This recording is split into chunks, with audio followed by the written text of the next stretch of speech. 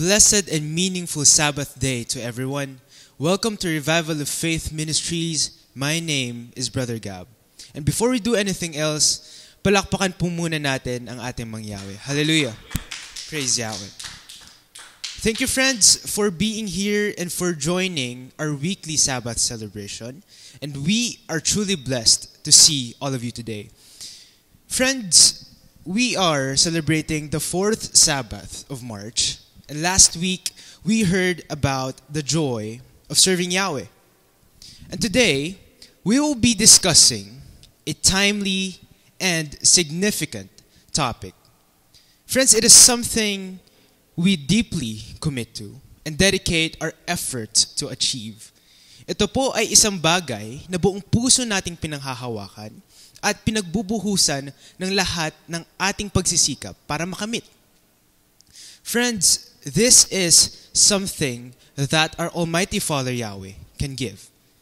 It is only attained by choosing to seek Him, putting Him above all else, aligning our lives with His will, and walking in His ways. Mga kapatid, ito raw po ay isang bagay na ang ating Amang Yahweh lang ang makapagbibigay. Ito po ay ating makakamit kung uunahin natin siya at isasaayos ang ating buhay ayon sa kanyang kalooban. Friends, today, we will talk about success. Sabihin nga natin success? Success. So friends, for our opening passage, let us read Joshua 1 verse 8. It says, "Keep this book of the law always on your lips. Meditate on it day and night, so that you may be careful to do everything written in it. Then you will be prosperous and successful." Hallelujah. But before we begin, mga kapatid, join me as we start our message today with a prayer. Our most gracious and heavenly Father Yahweh, we praise and thank you for this amazing and wonderful day. Thank you, Father Yahweh, for blessing us this time and opportunity to gather here once again, to glorify you and to honor your Sabbath. We pray, Father Yahweh, for your knowledge, wisdom, and understanding as we hear and receive your word and your truth. Father, grant us the ability to embrace the message with all our hearts. Let your every word be instilled in all of us. May your word be evident in everything we do. Let your Holy Spirit speak through me. Use me to encourage, enlighten, and bless your people with your truth. Once again, Father Yahweh, we thank you and we give you back all the glory, honor, and praise. All this we pray and ask through your Son's name, our Savior, Yahshua Messiah. Hallelujah. Can everyone say hallelujah? Friends, our message today is entitled, "True Success Comes from Yahweh." Friends, throughout the scripture, it is repeatedly said that our Almighty Father Yahweh is a loving Father.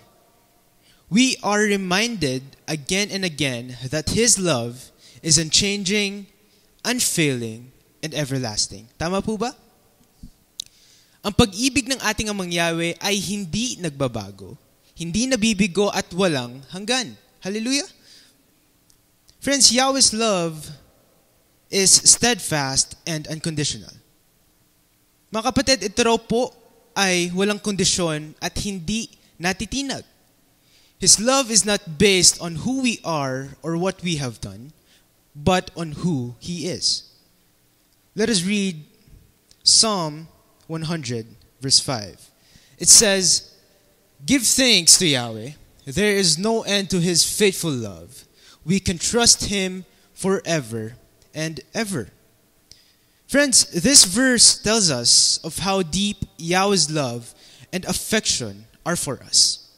It is a reminder that Yahweh's love is steadfastly faithful. Ito po ay isang paalala na ang kanyang pag-ibig ay hindi magbabago magpakailanman. Ang sarap at magandang pakinggan. Tama po ba? Friends, it is clearly evident that our Almighty Father Yahweh truly loves us, and He makes us feel His love in different, new, and powerful ways in every aspect of our lives. Ipinapakita at ipinararamdam ng ating Amang Yahweh sa atin ang Kanyang pag-ibig at katapatan sa iba't ibang paraan sa bawat aspeto ng ating buhay. Basahin po natin yan sa Lamentations chapter 3 verses 22 to 23. Yahweh's faithful love never ends. Every morning, He shows it in new ways. You are so very true and loyal. Hallelujah. Friends, one of the ways Yahweh shows us or makes us feel His love is by giving us success. Naniniwala po ba kayo ron?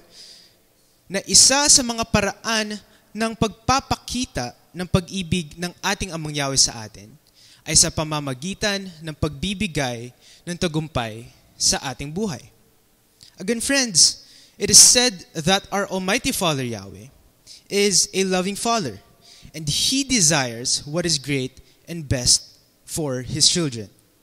Nais daw po ng ating Amang Yahweh ang pinakamahusay at pinakamabuti para sa Kanyang mga anak. And He shows that by giving us success.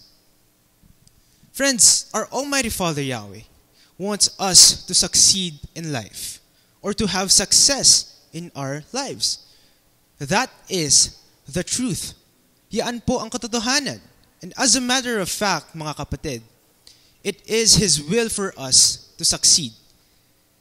Kalooban daw po ng ating Amang Yahweh na tayo ay magtagumpay at bigyan ng tagumpay sa ating mga buhay. Basahin po natin yan sa Jeremiah 29:11. I, Yahweh, tell you this. I have decided what I will do for you. I have plans to help you to do well. I do not want to hurt you. I want to give you hope for a good life in the future. Again, friends, our Almighty Father Yahweh wants us to have success in our lives. Gusto niya na magkaroon tayo ng maganda, mabuti, at matagumpay na pamumuhay. Ang ating Amang Yahweh na mismo ang nagplano ng magandang kinabukasan para sa atin sa pamamagitan ng pagbibigay ng tagumpay sa ating buhay. Hallelujah!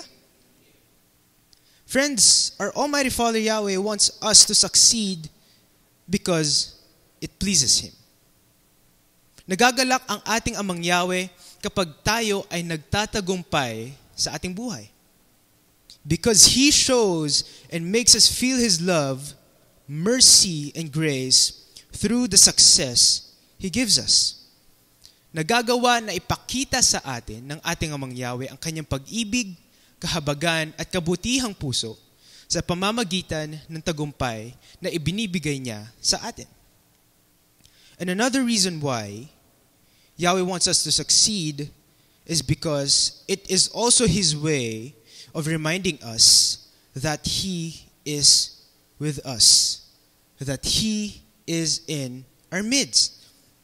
Gusto ng ating Amang Yahweh na tayo ay magtagumpay dahil sa pamamaraan na ito na ipapakita niya na kasama natin siya at hindi niya tayo pababayaan. Let us read Isaiah 41 verse 10. Don't worry, I am with you. Do not be afraid, I am your Elohim. I will make you strong and help you. I will support you with my right hand that brings victory. Friends, walang ibang gusto ang ating Amang Yahweh kundi makita ang Kanyang mga anak na magtagumpay. He wants us, His children, to succeed in life. Our Almighty Father Yahweh loves seeing His children progress and be successful. Gusto niya na tayo ay magkaroon ng maunlad at matagumpay na buhay. Can everyone say hallelujah? However, friends, it is often said that as human beings, bilang mga tao, mga kapatid, we are naturally inclined to desire for more. Likas o normal daw po sa ating mga tao ang magnais ng mas higit pa. It is something that we are born with. Hindi natin kailangan pagsikapan o matutunan ito because we, as humans, are created with a natural tendency to desire for something greater. Kasama raw po sa ating pagkatao ang maghangad o magnais ng mas higit pa sa mas malaki. At kabilang rito, mga kapatid, ang pagnanais din natin ng mga bagay na makapagdadala sa atin ng kasapatan at katuparan. We desire the things that we believe will give us satisfaction and fulfillment. We don't just desire randomly, mga kapatid. Hindi lang tayo basta naghahangad. Our desire often comes from what we believe will provide or sustain us. That will bring us joy and will suffice and fulfill our needs. Tama po ba? Ninanais natin ang mga bagay na sa tingin natin ay makatutugon sa ating pangangailangan o sa ating kagustuhan. Friends, we desire the things that will complete us and make us whole. Ninanais natin ang mga bagay na pupuno at bubuo sa atin.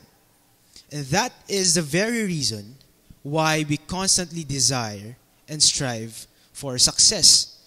Ito po ang kadahilanan kung bakit tayo ay patuloy na nagnanais ng tagumpay. Naniniwala po ba kayo ron? But before we proceed any further, mga kapatid, let us first understand the meaning of desiring success. Sabi po rito, desiring success means having or showing a strong desire and determination to succeed. Ito raw po, mga kapatid, ay isang matinding kagustuhan na mahangad at maranasan ang tagumpay. Ito ay isang karaniwang pag-uugali na ating ginagawa. Again, it is what we do by nature. And friends, no one is too young or too old to desire success. Hindi po ito nasusukat sa edad. Whether you're a kid, teenager, adult, or an elderly. Bata ka man o matanda, nagnanais at naghahangad ka ng tagumpay. Tama po ba? Just like kids, mga kapatid, they eagerly desire toys or playtime. Sabik nilang ninanais ang mga laruan at ang oras ng paglalaro. They would beg, ask, or sometimes force their parents to give it to them. They will do whatever it takes to get what they want para makuha ang gusto nila because these things bring them joy. Ito ang mga bagay na tingin nila ay ang nagbibigay sa kanila ng kasiyahan. Friends, the same goes for teenagers. Academically, they strive and desire for high grades. They commit to their studies, they persevere and put in great effort to attain academic excellence. Tama po ba? Pinagbubutihan nila ang kanilang pag-aaral at nagsusumikap sila ng husto because it gives them a deep sense of fulfillment and achievement. And similarly, adults and some elderly do the same. They work tirelessly and do their best to succeed in their jobs or businesses. Tama po ba? Masipag silang nagtatrabaho at ginagawa ang lahat para magtagumpay sa kanilang negosyo o trabaho. They would even sometimes sacrifice rest and time to secure their future. Because these things, doing all this, mga kapatid, give them a feeling of success and fulfillment. Tama po ba? However, mga kapatid, the sad truth is, no matter how much we attain, no matter how many goals we reach, how much success we gain, or dreams we fulfill, we will never be truly satisfied and fulfilled. Yan po ang katotohanan. Let us read Ecclesiastes 1 verse 8. No matter how much we see, we are never satisfied. No matter how much we hear, we are never content. Mga kapatid, kahit gaano raw karami ang ating makamtan, kahit gaano pa karami ang ating makamit sa ating buhay, ay hindi tayo kailanman makukontento. Hindi natin mapipigilan ang ating sarili na gustuhin ang maghangad ng maghangad. Hindi natin mapipigilan ang ating sarili na gustuhin ang masigit pa sa kung ano ang meron tayo. Friends, anuman ang iyong maabot, layo ng iyong marating sa buhay, o kung anumang uri ng tagumpay ang iyong makamit, mararamdaman at mararamdaman mo pa rin ang kakulangan na hindi kayang punan ng tagumpay. Friends, there will always be a sense of emptiness in us.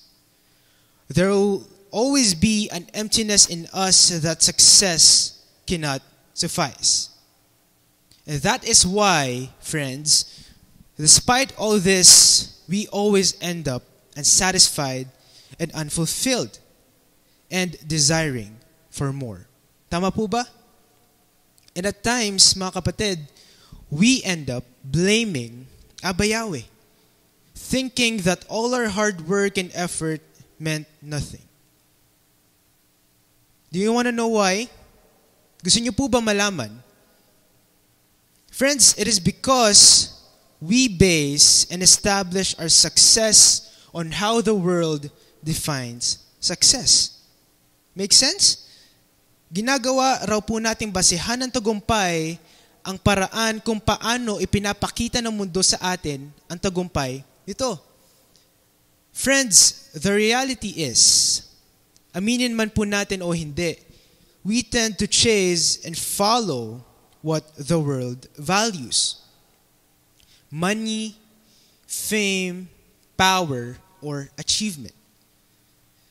We find it easier for us to fit in with the world's standard, to desire and seek instant and tangible rewards, and to measure success by what we can hold or see, than to follow and to obey our Almighty Father Yahweh.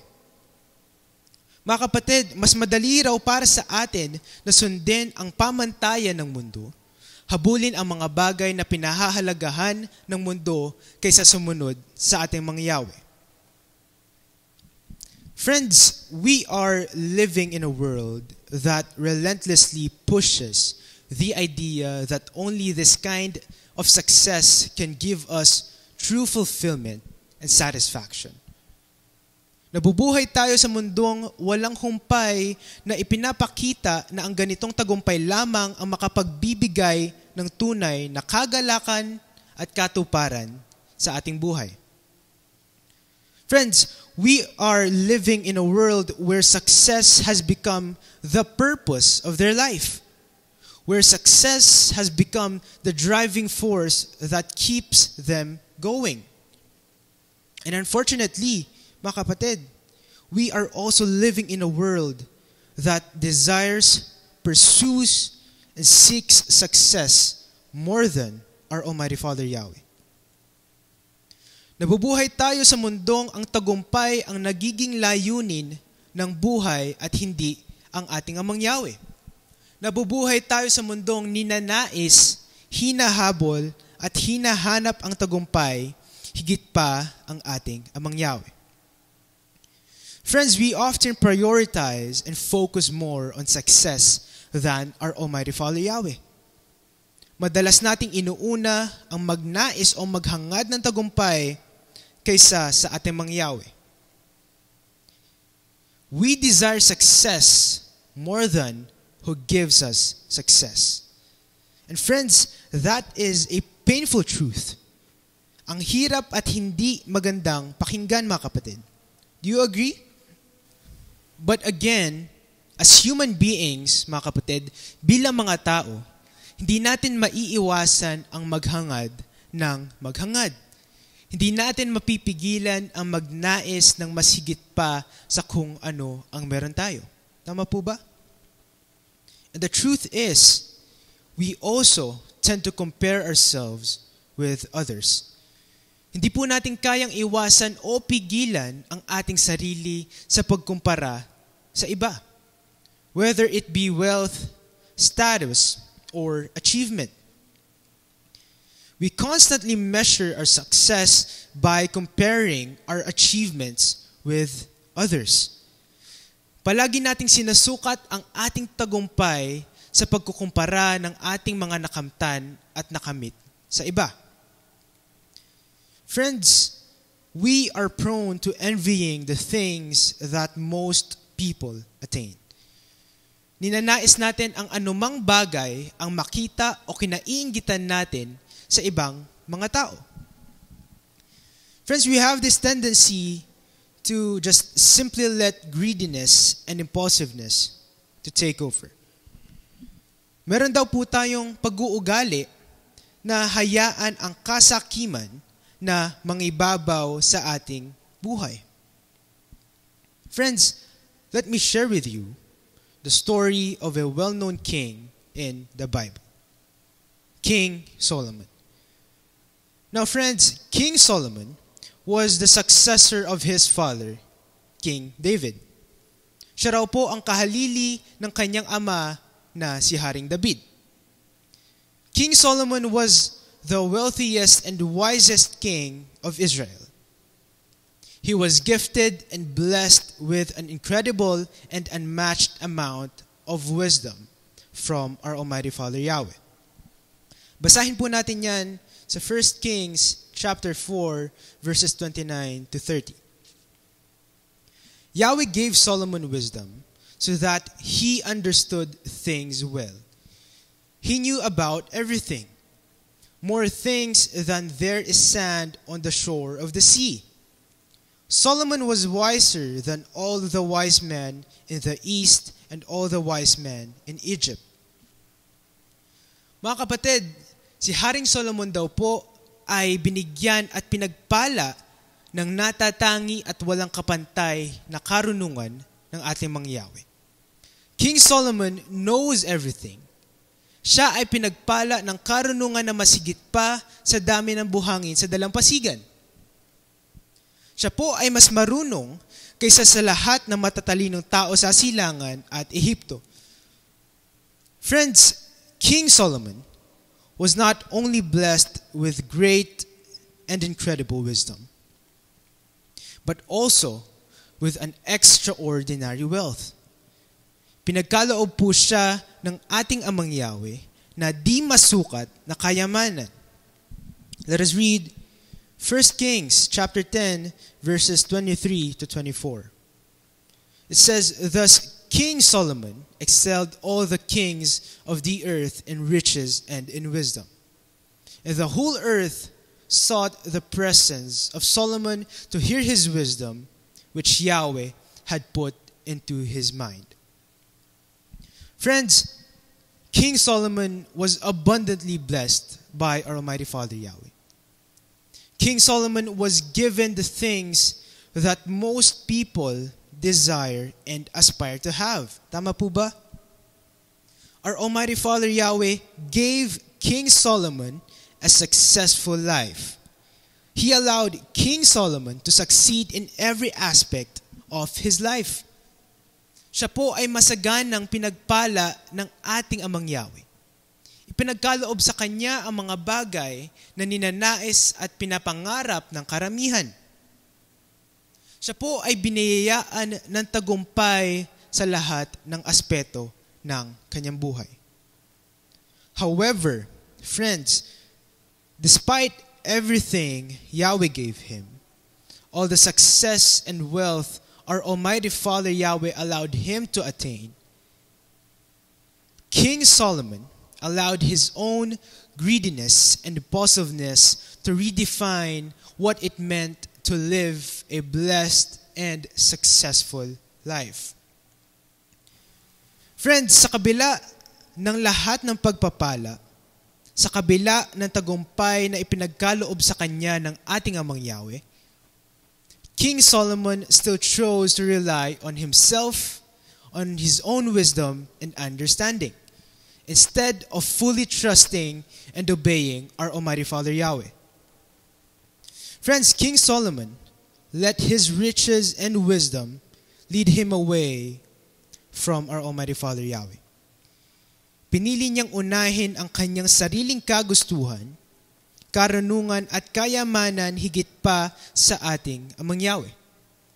Hinayaan niya po ang mga ito na ilayo siya sa ating Amang Yahweh. And friends, there are times that we find ourselves in the same situation as King Solomon. How? Because it's convenient for us to adulterate the definition of success. Mas madali po sa atin na ibahin at baliktarin ang totoong kahulugan ng tagumpay. We distort and alter the true definition of success because we find it rewarding to feed our greediness and impulsiveness and easier to conform to the world's success. To do the opposite of what Yahweh is telling us to do. Tama po ba? Friends, we purposely define and see success as wealth, power, fame, and achievement. Why? Because we see others doing the same. Nakikita natin na pinahahalagahan at inuuna ng karamihan ang mga pansamantalang tagumpay. Friends, we live in a world where only worldly success is appreciated and prioritized. Kaya kahit saan man tayo magpunta, anuman ang gawin natin, we are always reminded that these are the things that matter. These are the things that make us. And friends, because of this, we fail to realize that we are compromising and forgetting the beautiful, wonderful, and amazing blessings that our Almighty Father Yahweh has assured and promised us. Do you agree? Na nakakalimutan at isinasantabi natin ang mga magaganda at kahanga-hangang pagpapala na ipinangako sa atin ng ating Amang Yahweh. Friends, do not let your own greediness and impulsiveness rob you of Yahweh's great and extraordinary plan for your life. Huwag nating hayaan ang ating sariling karunungan at kasakiman ang humadlang sa magagandang plano ng ating Amang Yahweh para sa ating buhay. Friends, it does not mean that having and knowing everything will guarantee you success. Nor does it mean that you will succeed in your life. Tama po ba? Ang pagkakaroon ng mga bagay at sapat na kaalaman ay hindi kasiguraduhan na tayo ay magtatagumpay. Let us read Proverbs 3 verses 5 to 7. Trust Yahweh with all your heart. Do not depend on your own understanding. Remember Yahweh in everything you do, and He will give you success. Don't depend on your own wisdom. Respect Yahweh and refuse to do wrong. Ang sabi po sa Tagalog, mga kapatid, magtiwala ka kay Yahweh ng buong puso. Huwag kang umasa sa sarili mong pangunawa. Alalahin mo si Yahweh sa lahat ng iyong ginagawa at ipagkakaloob niya sa iyo ang tagumpay. Huwag kang umasa sa sarili mong karunungan. Igalang mo si Yahweh at iwasan ang paggawa ng masama. Friends, the passage is clear. True success is not about having everything or figuring everything out on your own. Malinaw mga kapatid na ang tunay na tagumpay ay hindi tungkol sa pagkakaroon ng lahat o pagsisikap na intindihin lahat sa sarili nating paraan. Friends, it says it comes from placing our complete faith and trust in our Almighty Father Yahweh. True success, mga kapatid, is the fruit of placing our faith and trust in Yahweh. Ang tunay na tagumpay, mga kapatid, ay nagmumula sa lubos na pananampalataya at pagtitiwala natin sa ating Amang Yahweh. Remember, na sa ating Amang Yahweh nanggagaling ang tunay na tagumpay. Friends, Yahweh is the source of real success and not our own wisdom or understanding. Mga kapatid, no matter how much we strive, how much we plan, or how much we think we're capable, true success only comes from Yahweh. And that is why we should seek and desire our Almighty Father Yahweh, the one who truly gives us success. Hallelujah! Mga kapatid, dapat daw po natin naisin ang tunay na nagbibigay ng tagumpay. True success does not come from what we do on our own or from our efforts alone. Ang tunay na tagumpay, mga kapatid, ay hindi nanggagaling sa ating sariling pagsisikap lamang. Basahin po natin Matthew chapter 6 verses 33. But seek first the kingdom of Yahweh and His righteousness, and all these things will be added to you. Friends, this is what we should want most. Ito raw po ang dapat nating gustuhin at naisin, ang kaharian ng ating Amang Yahweh. We should all want, desire, and pursue Yahweh's kingdom and do what He wants us to do. Tama po ba? Then, He will give and reward us all the other things that we need. Ibibigay niya at gagantipalaan tayo ng lahat ng iba pang bagay na ating kailangan. Friends, as followers, believers, and most especially as children of our Almighty Father Yahweh, we must remember that we are not meant to live like the world. Bilang anak ng ating Amang Yahweh, dapat raw po tayong mamuhay ng iba sa mundo. Dapat po tayong mamuhay ayon sa kalooban ng ating Amang Yahweh. Let us read Romans chapter 12 verse 2. Do not become like the people who belong to this world, but let Yahweh completely change the way you think, so that you live differently. Then you will understand what Yahweh wants you to do. You will know what is good. You will know what pleases Yahweh. You will know what is completely right. Friends, this passage is telling us that we are called to think differently and desire what truly matters to Abba Yahweh. Dapat daw po nating naisin at piliin ang tunay na mahalaga sa ating Amang Yahweh. Friends, again, we were never meant to blend in with the world. We were created to stand out and to be set apart for Him. Friends, our Almighty Father Yahweh chose us to seek, desire, and pursue a different kind of success. He wants us to chase a different kind of fulfillment and satisfaction. Our Almighty Father Yahweh wants the best for us, which is why He wants us to have and experience the kind of success that comes from Him. Tama po ba? But why? Bakit po ba gusto ng ating Amang Yahweh na maranasan ang tagumpay na nanggagaling sa Kanya? Basahin po natin 1 John chapter 2 verse 17. The world is passing away, and all the things that people want in the world are passing away. But whoever does what Yahweh wants will live forever. Mga kapatid, lahat ng bagay na hinahangad ng tao sa mundong ito, yaman, kasikatan, kapangyarihan o anumang tagumpay ay lilipas at mawawala balang araw. Maaaring pansamantala itong bagay ng kasiyahan o kaginhawaan, pero hindi ito magtatagal. Everything that people desire and chase in this world will eventually fade and disappear.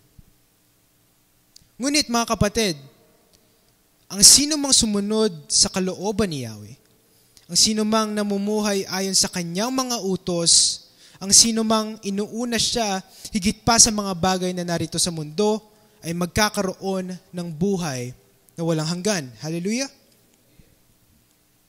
And now we see why, friends, why our Almighty Father Yahweh wants us to seek and desire Him above all. Because what Yahweh wants for us is far greater than anything this world can offer. Nais ng ating Amang Yahweh para sa atin ay masigit pa sa anumang bagay na ibigay ng mundo sa atin. Mga kapatid, ang tunay na tagumpay ay hindi nakabatay sa panandaliang bagay ng mundo, kundi sa relasyon natin sa ating Amang Yahweh at sa pagsunod sa Kanya. Tama po ba? Friends, true success is not measured by the world's temporary riches, but by our relationship with Yahweh and our obedience to Him. Pero mga kapatid, true success is not just about turning away from worldly success or refusing to conform and follow the world's desires or ways. True success is also about staying faithful to Him through every trial, every struggle, and every test of our faith. Tama po ba? Ang tunay na tagumpay, mga kapatid, ay tungkol din sa pananatiling tapat sa ating Amang Yahweh sa bawat pagsubok at hamon. True success is about how we respond when things don't go as planned. It's about trusting in Yahweh's timing even when we can't see the way forward. Tama po ba? Friends, let me share with you one of the well-known figures in the Bible. Joseph. Friends, his life was not easy. Hindi po naging madali ang buhay ni Joseph. His life was full of challenges and went through trials and hardships. Marami pong pagsubok at matitinding hamong pinagdaanan si Joseph. And it all began with jealousy. As the favored son of Jacob, bilang paboritong anak ni Jacob, mga kapatid, Joseph received special treatment. And what made his brothers' anger grow was when they saw Joseph given a beautiful robe and when he shared his dreams of rising above them. So his brothers, mga kapatid, threw him into a pit and later sold him to traders for 20 pieces of silvers. Itinapon siya sa isang balon at pinagbili kapalit ng mga pilak. Friends, he was taken to Egypt and sold as a slave to Potiphar, an official of Pharaoh. But despite being a slave, mga kapatid, Joseph worked diligently. Siya po ay masipag at tapat na nagtrabaho. Friends, he gained Potiphar's trust and was placed in charge of his master's household. But when things seemed to be improving, another trial came. May bago na naman daw pong pagsubok ang dumating sa buhay ni Joseph. Friends, Potiphar's wife repeatedly tried to seduce Joseph. But Joseph refused and rejected her advances. She then falsely accused him of attempting to assault her. And because of that, mga kapatid, Joseph was thrown into prison, and a just punishment for a crime he did not commit. But despite everything, mga kapatid, despite everything Joseph went through, he never turned away from Yahweh. Joseph refused to let trials and challenges hinder himself from trusting and having faith in our Almighty Father Yahweh. Tama po ba? Hindi niya pong hinayaan na ilayo siya ng kanyang pagsubok at hamon sa buhay sa ating Amang Yahweh. Nanatiling matapat si Joseph. And friends, even in the hardest moments, when it was difficult to trust and believe Yahweh, he still chose to do what was right. He even continued to trust that Yahweh had a greater plan for his life. Tama po ba? Nagtiwala at naniwala si Joseph sa ating Amang Yahweh. Friends, may Joseph's story serve as a reminder to us all that placing our trust and faith in our Almighty Father Yahweh should not be conditional. It should not depend on circumstances but on Yahweh's amazing promises. Hindi po dapat nakasalalay ang ating pananampalataya sa sitwasyon o sa mga pagsubok na ating kinakaharap. Tama po ba? And friends, it is through these moments of struggle and hardship that we can prove our faithfulness to Abba Yahweh. Friends, it's not always easy. There will be moments of doubt and seasons of challenges that test our faith. Meron at meron po tayong pagsubok at mga pag-aalinlangan na pagdaraanan. But in those moments, mga kapatid, hold on to this truth. Our Almighty Father Yahweh is always faithful. He will never leave us. Hindi niya po tayo iiwan at pababayaan. Kahit gaano man kahirap ang ating pagdaraanan, ang pagsubok at hamon na ating tatahakin, He will never abandon us. He will help us overcome every trial and challenge and will honor and reward our faithfulness in ways beyond what we can imagine. Hallelujah! Friends, for our closing passage, let us read Proverbs 16, verse 3. Commit to Yahweh whatever you do, and He will establish your plans. Mga kapatid, this verse tells us that true success doesn't come from our own ability, knowledge, or efforts, but from surrendering our plans to our Almighty Father Yahweh.